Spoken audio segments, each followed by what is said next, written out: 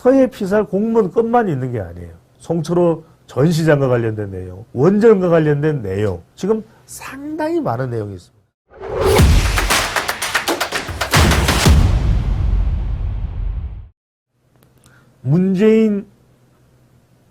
문재인의 아픈 새끼손가락. 자, 무슨 내용입니까? 자, 지난 금요일이었죠. 서훈 전 안보실장에 대해서 구속영장이 집행이 됐습니다. 네.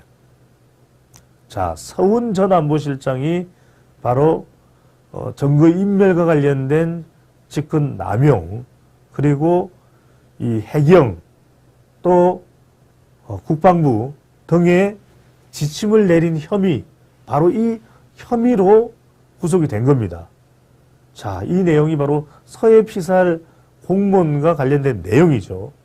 바로 이 부분에 대해서 그 당시에 통치행위라고 이야기를 하고 있지만 그 통치행위라고 설명하는 그 내용 속에 상당히 불법적인 내용이 깔려있다라는 것이 이제 검찰 수사의 내용입니다. 그러다 보니까 서훈 전 안보실장이 무려 10시간이 넘는 구속영장 실질심사를 받은 뒤에 바로 구속이 결정이 됐습니다.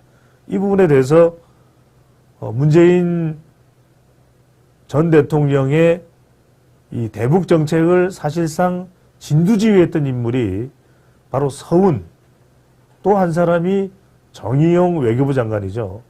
근데 이제 서훈 전 안보실장은 국정원장을 거쳐서 또 안보실장까지 했던 인물인가요? 그렇죠. 그래서 문재인 대통령은 이렇게 얘기를 합니다.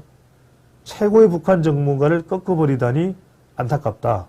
자, 이건 최고의 북한 전문가가 구속됐고 아니고의 문제가 아니라 불법이 있는지 여부에 대한 부분이 더 중요한 핵심이잖아요.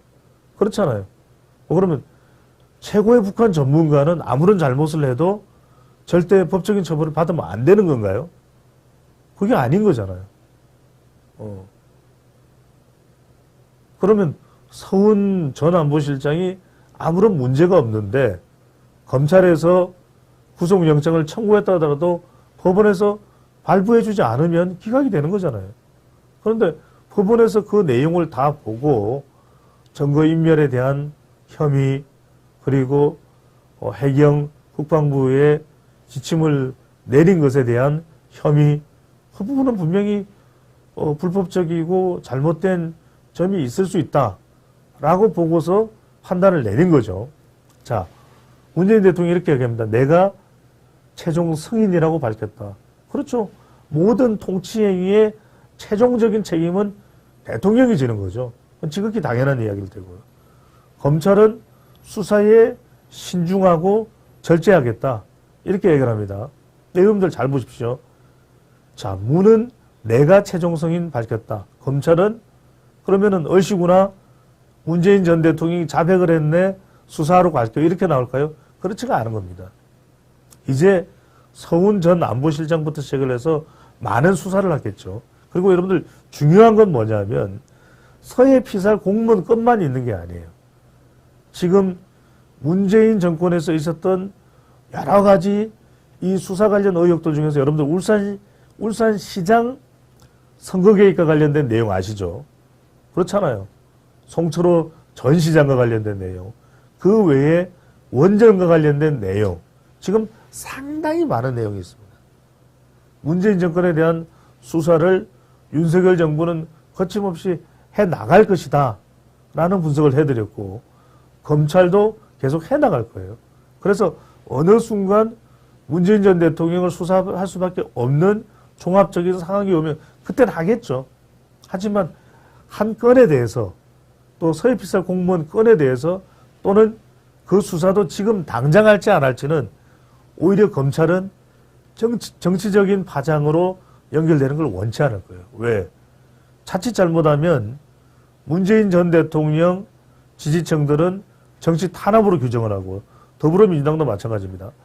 자, 더불어민주당이 앞으로 여러분들 이 문재인 전 대통령 수사 관련된 부분은 이재명 대표와 관련된 사법 리스크와 대응 태도가 다를 거예요. 왜?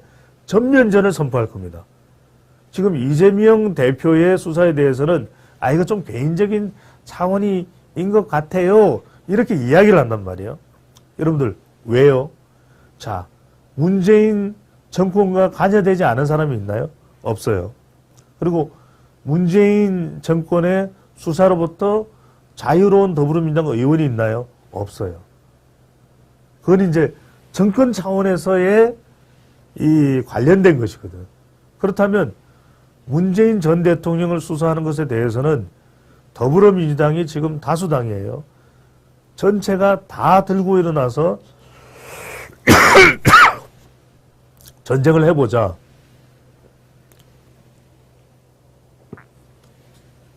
한번 싸워보자. 끝장날 때까지 가보자. 이렇게 될 가능성이 높다라는 겁니다. 그러니까 문 전 대통령에 대한 수사는 그래서 훨씬 더 이재명 대표 수사보다 더 정교할 거예요.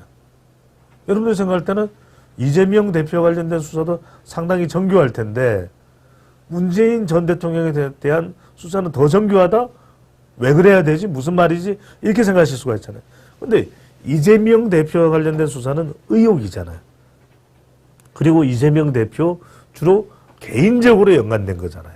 그런데 문재인 전 대통령과 관련된 건 정권 차원이란 말이에요.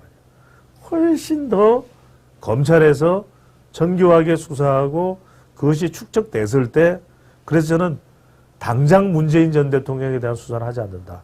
적어도 많은 것을 축적하고 문재인 정권에 대한 수사를 계속 해 나가다가 적어도 그것이 일정한 시점에 가서 상황을 보고서 판단할 가능성이 높다. 결국 이재명 대표에 대한 변곡점이 될 수 있는 시점은 내년 2, 3월 또는 4, 5월에 오겠지만 문재인 전 대통령과 관련된 부분은 저는 빠르면 총선 전이겠지만 총선 이후에 올 가능성을 배제할 수 없다.